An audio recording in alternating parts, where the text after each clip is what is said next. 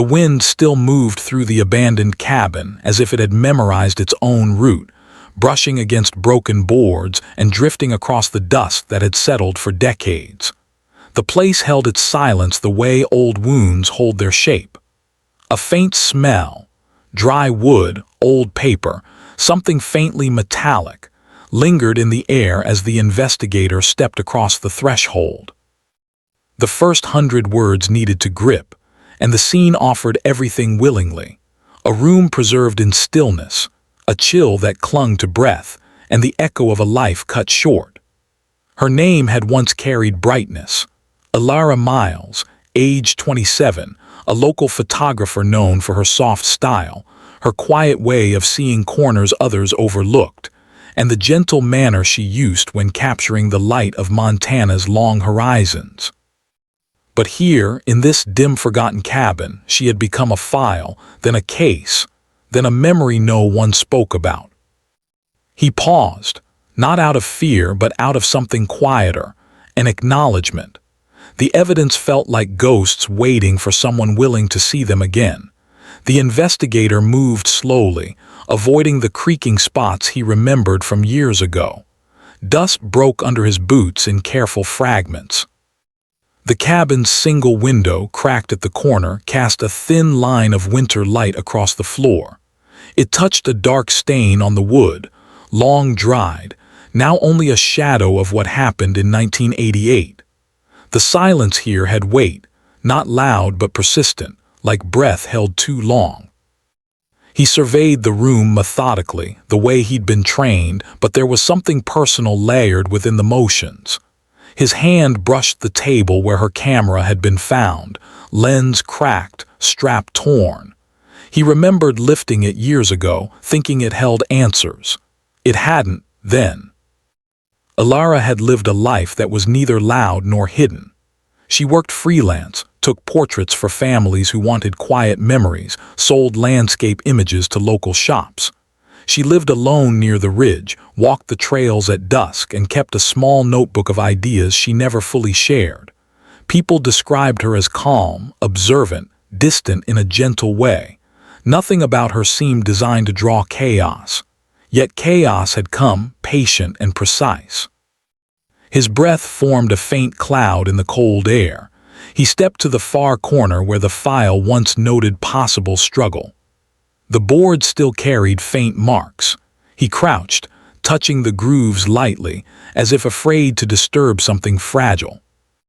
The flashback atmosphere was unmistakable. Time had frozen here, and he was walking inside the shape of his own memory. Back then, the case had slipped through cracks, too many assumptions, too little evidence. He remembered the frustration, the long nights staring at empty leads. Now, decades later, he had returned. Not for redemption, he had learned that the word was too soft, but for clarity. Something had shifted, something had resurfaced. He rose slowly, listening to the quiet. A single sheet of paper, yellowed at the edges, lay half-hidden under the table. He didn't touch it yet, not until he was ready. The room seemed to breathe around him, carrying the past forward 1 inch at a time. Unsolved murder cases always felt incomplete, but this one had never settled. There was a persistent sense that something small, something everyone had overlooked, waited in the margins. He exhaled and let the silence fill the room again. The case was no longer content to stay buried. Case reopens due to discovery of new crucial evidence. The file had returned to his desk unexpectedly. No fanfare, no official meeting, just a sealed envelope placed in the early hours of the morning. Inside it lay a single photograph, one he had never seen before. It showed this cabin from the outside, taken at dusk. But what drew his attention was the faint silhouette behind the window. A figure, not Elara, not anyone ever listed in reports. Someone standing impossibly still, watching her moments before everything ended. The edges of the photograph were clean, not aged, printed recently. On the back, written in thin, careful handwriting, were 3 words: "Look again here." No signature. It should have been dismissed as anonymous speculation, but something about the image carried an authenticity he couldn't ignore. The grain matched cameras from the 1980s, the lighting consistent with that specific autumn, and the silhouette, though subtle, aligned with the time the original neighbor report mentioned seeing movement near the cabin.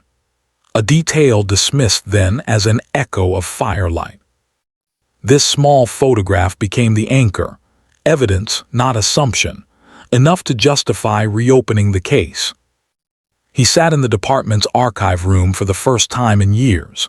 The shelves still smelled faintly of old ink and cardboard.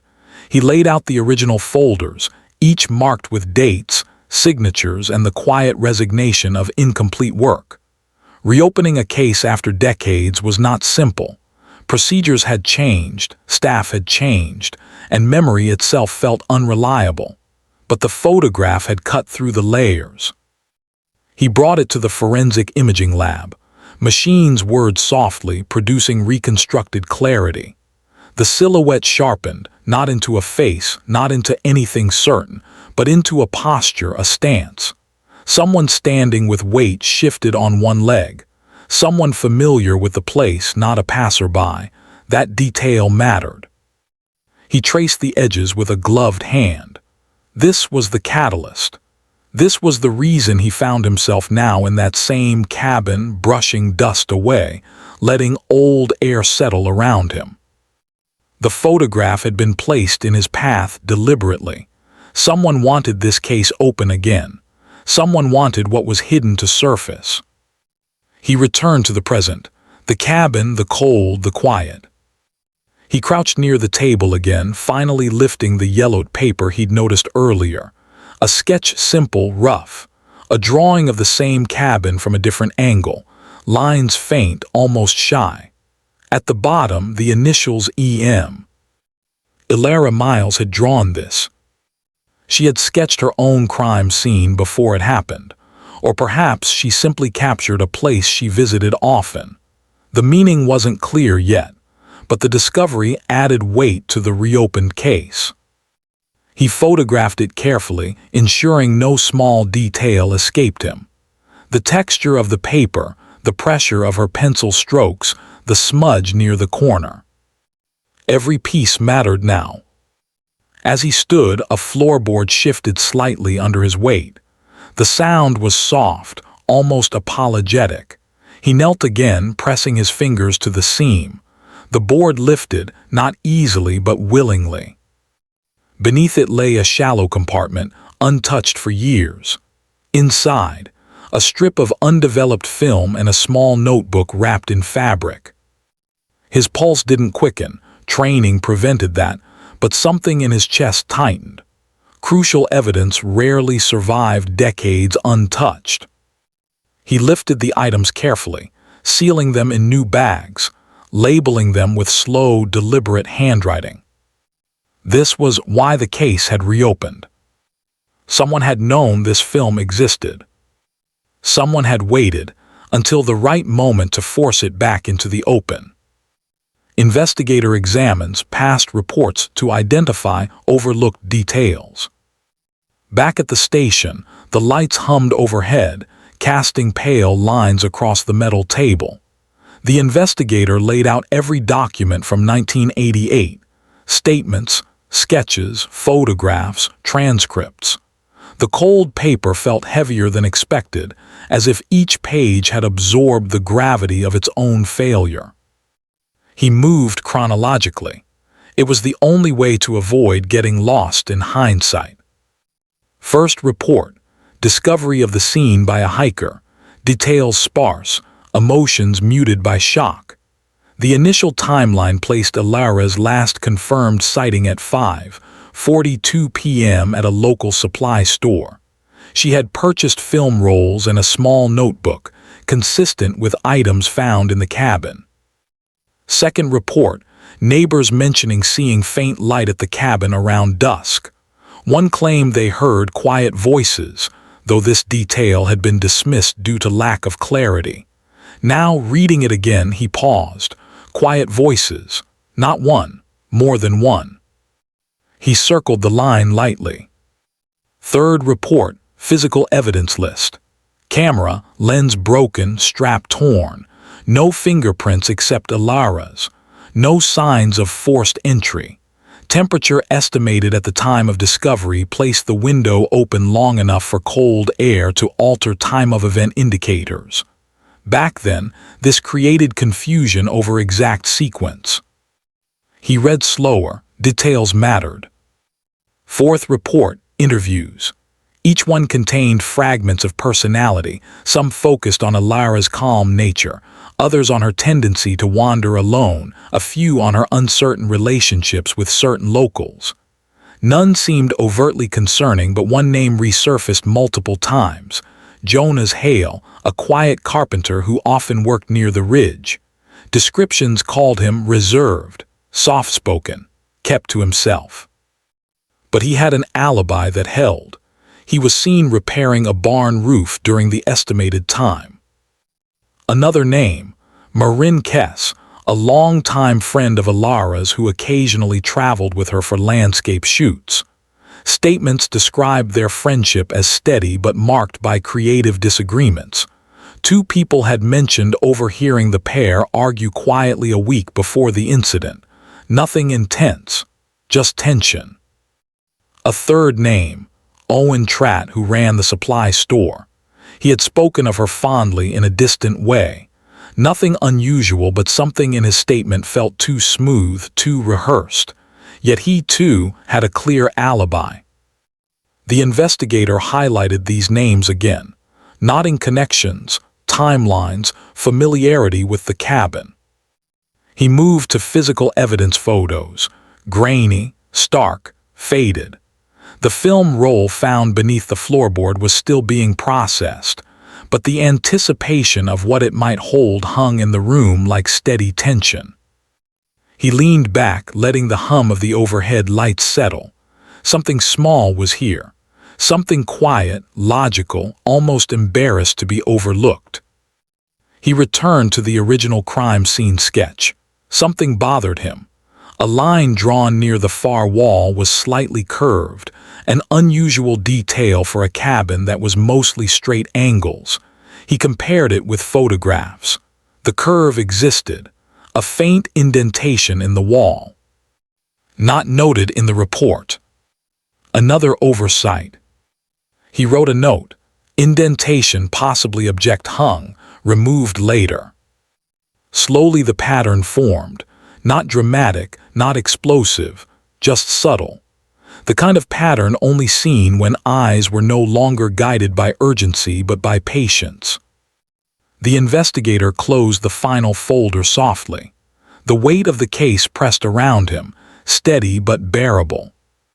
He whispered, not fully words, more like fragments. Missed too much before. The silence answered. He knew the next steps would bring clarity, but not comfort. The processed film arrived late in the evening, handed to the investigator in a small envelope that felt almost too light to hold anything significant. But weight was never the measure of truth, subtlety was. He sat alone in the dim lab, the only sound the soft ticking of the wall clock. He lifted the first printed frame carefully. Elara had captured the inside of the cabin from different angles. Light, shadow, the curve of the window pane, everything framed with her usual precision. Nothing unusual there. The second frame offered a small shift, the corner of a jacket sleeve hanging from a hook. Not hers.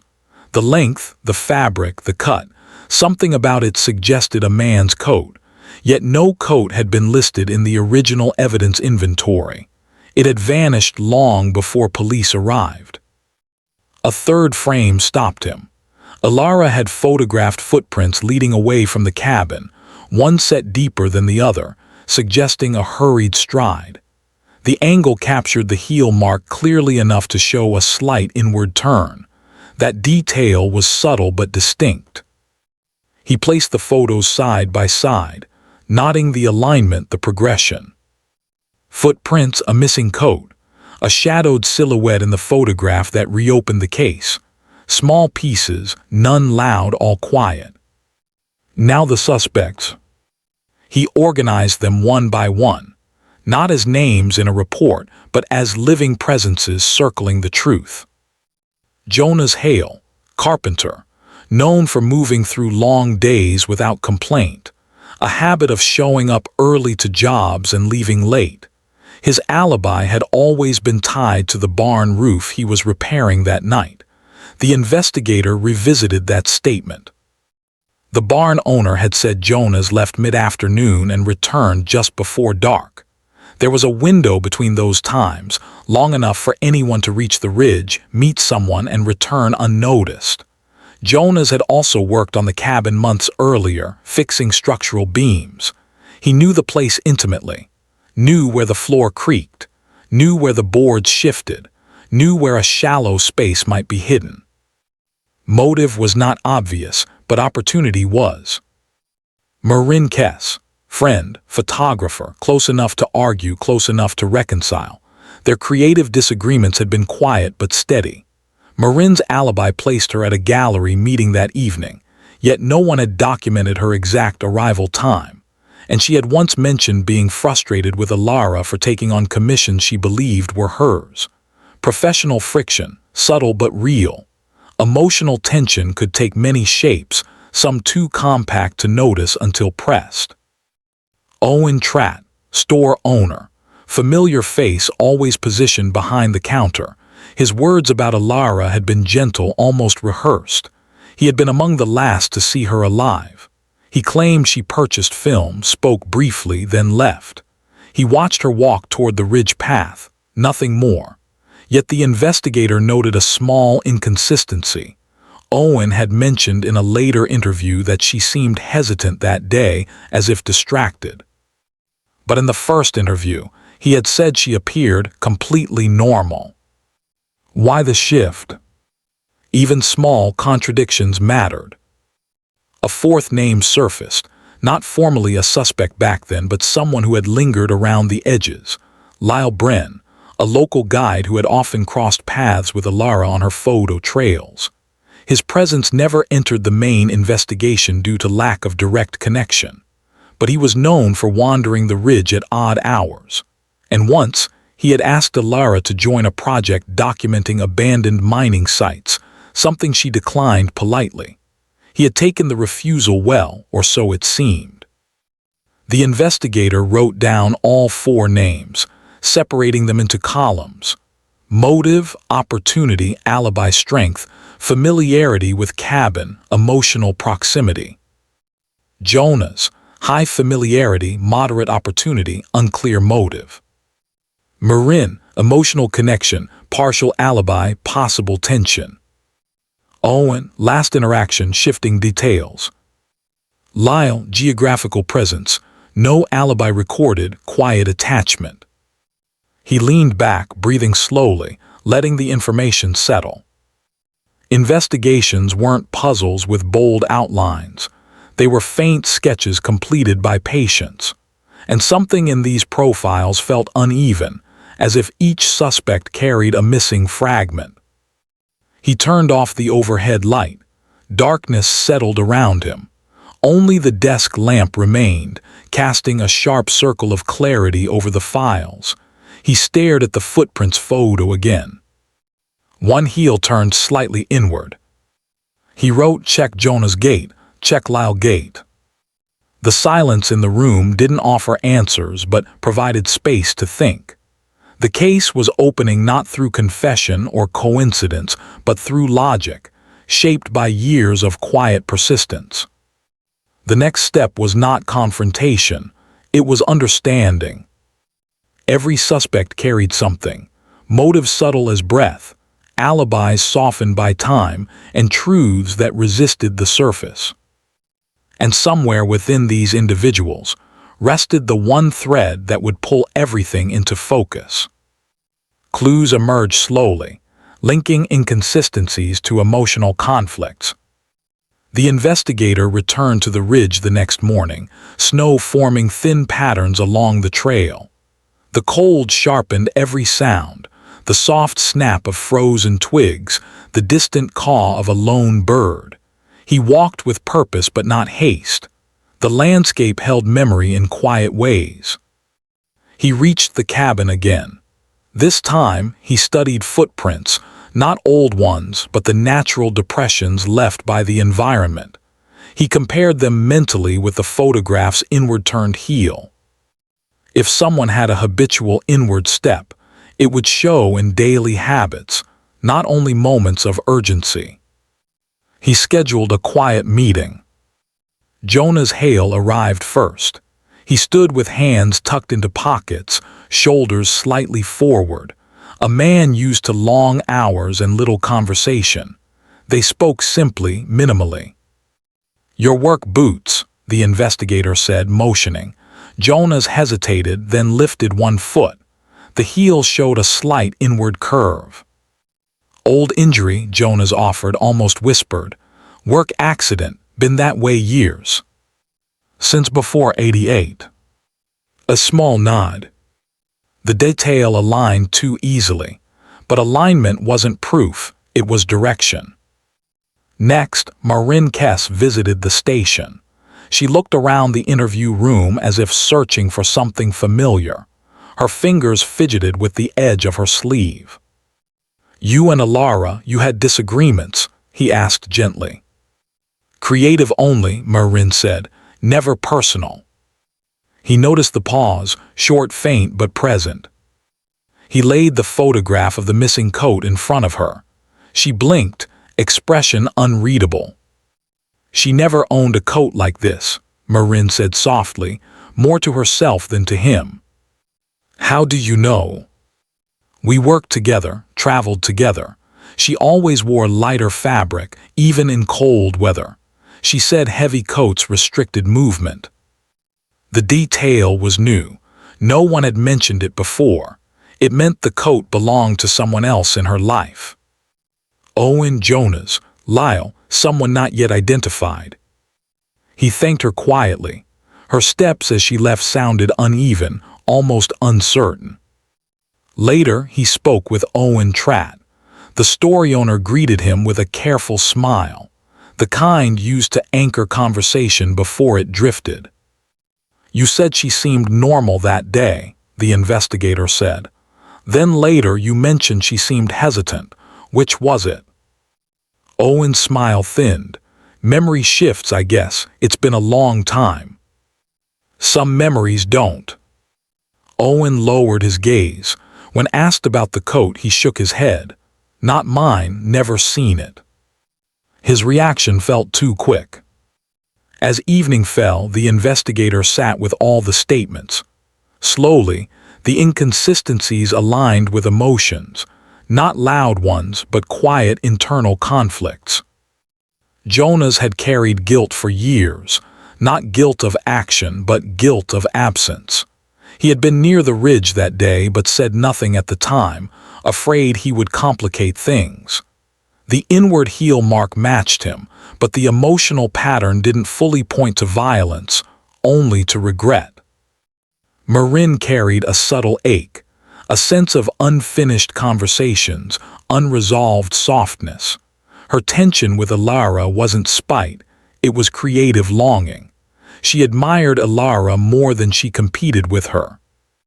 Owen, his shifts in memory hinted at something quieter yet more conflicted. Not animosity, but closeness he never admitted. A connection perhaps deeper than friendship, unspoken and fragile, something he wanted to protect. Lyle Bren remained the least defined, a man of the trails, comfortable with distance, no recorded alibi, no confirmed interaction that day, yet no direct reason to harm her. The investigator returned to the undeveloped shots. In one frame, taken near the doorway, a small reflection was visible on a metal lantern.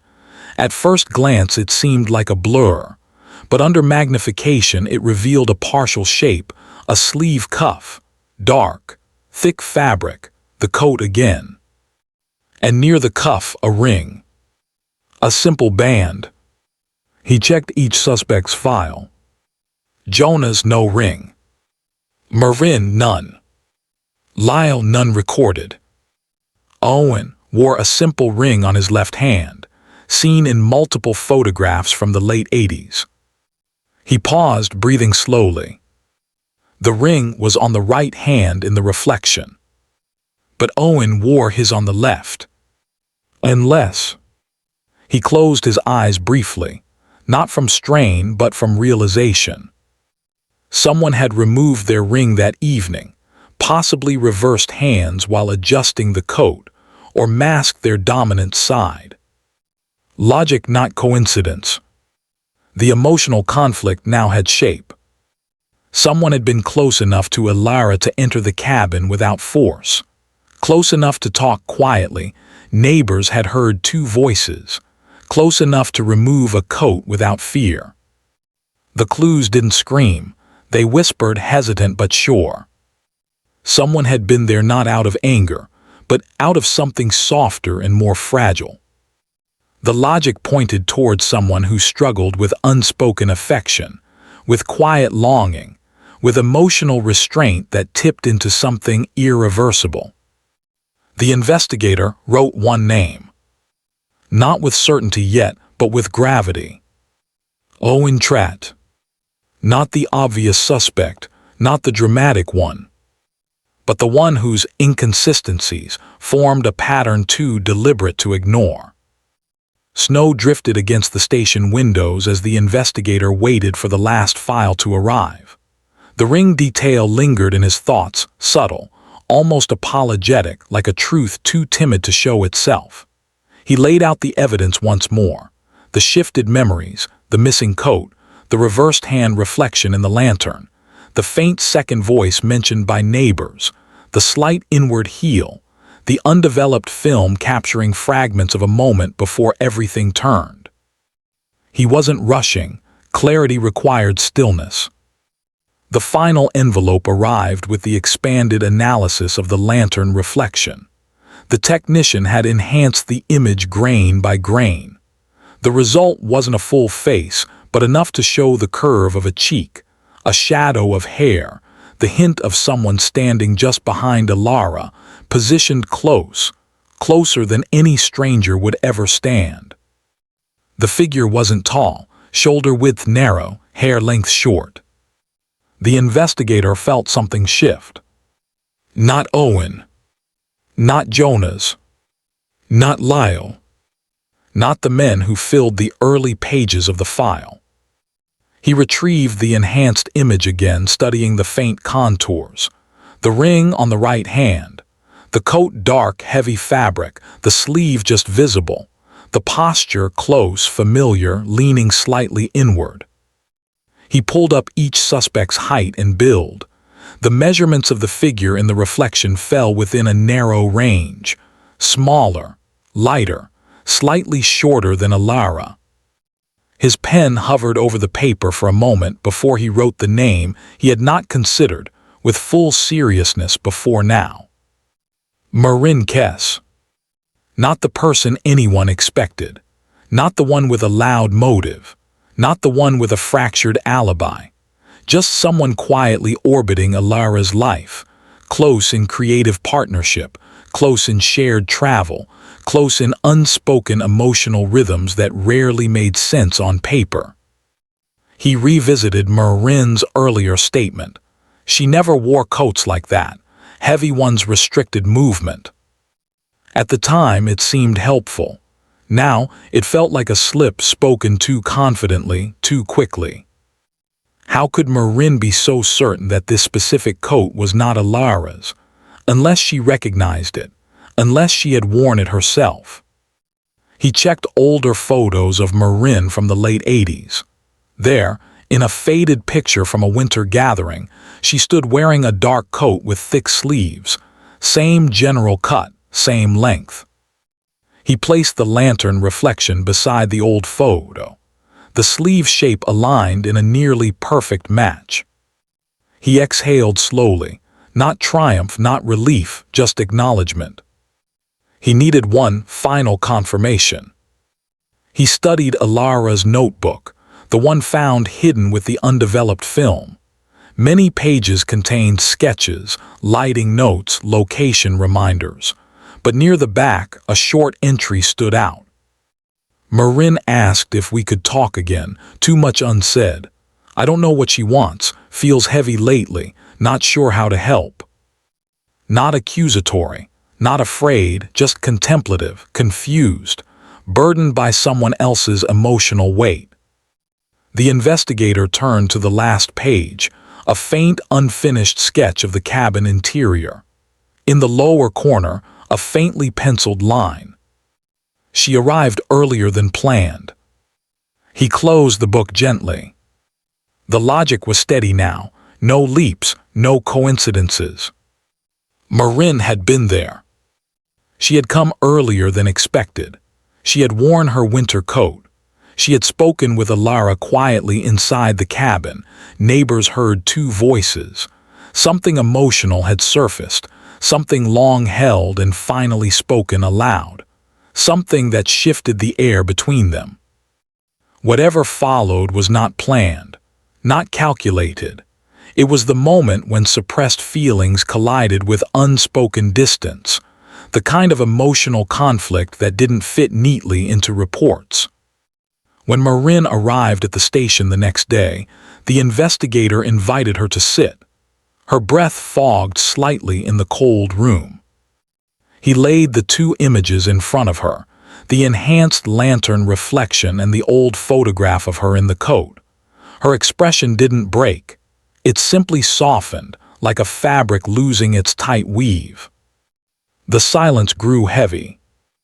After a long moment she spoke, but only in fragments, almost whispered.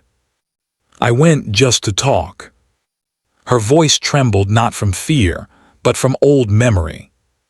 She seemed far away that day. I thought something was changing between us. The investigator didn't interrupt. The room held its breath. Marin continued, voice slow, halting. I asked her about possibilities, us. She was kind, always kind, but she didn't feel the same. It hurt more than I expected. Her hands tightened together, fingers interlaced like threads pulled too taut. We argued quietly. I reached for her arm just to stop her from walking away. She pulled back, lost balance, hit the corner of the table. Her voice dropped. I didn't mean. The sentence broke off. It wasn't rage. It wasn't premeditation. It was a single moment where emotion collided with movement. A fall, not an attack. An impact that ended her life. Marin had panicked. The coat became a burden. The ring was moved to her other hand in frantic confusion.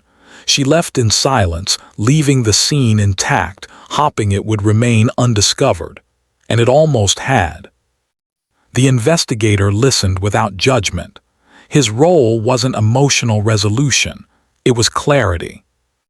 Marin's confession wasn't dramatic. It wasn't desperate. It was quiet, trembling, shaped by remorse that had settled for decades. She didn't ask for forgiveness. She only said again, barely audible, I'm sorry. The investigator wrote her words carefully, each stroke deliberate. Justice, mechanical, procedural, unavoidable, would follow. But the truth itself had been discovered through a combination of logic, patience, and subtle detail. A twist emerging not from sudden revelation, but from threads woven too tightly to ignore. The least suspected person wasn't the one with the loud motives. It was the one whose silence had concealed too much. Ends with moral reflection. Truth isn't always visible on surface. The case file closed with a final snap, quiet yet conclusive. The weight of the folder didn't change, but its meaning did. 3 decades of uncertainty had settled into a single line of truth. Not satisfying, not triumphant, simply present. The investigator stood outside the station, watching the early light edge across the horizon. The cold air carried no answers, only perspective. The landscape around him remained unchanged, wide, open, unbothered by human complications. Montana had always held its secrets quietly, letting time bury them in layers. He thought of Elara, the gentle way she captured light, the calm presence she carried, the small notebook she filled with observations. Her life had not been defined by the last moments in the cabin. It had been shaped by the spaces she noticed, the stillness she understood. He thought of Marin, the emotional weight she carried silently, the tension she had never spoken clearly, the single moment in which everything slipped beyond her control. Not malice, not intent, just a quiet internal breaking point. Justice would move forward, procedural and detached. Reports would be filed, hearings scheduled, decisions made. Each step necessary, each step shaped by rules rather than emotion. But beneath all of that remained a quieter truth. Some stories never fit neatly into categories. Some answers emerge only when patience replaces assumption. Some motives rest beneath layers too subtle to notice, until the light hits them just right. The investigator breathed in the cold morning air, feeling neither closure nor relief, only acceptance. The truth had not been hidden by cleverness, but by softness, by emotions unspoken, by gestures misunderstood, by moments so fragile they broke under their own weight. He walked toward his car slowly, boots pressing soft impressions into the snow. The world around him stayed calm, indifferent, steady.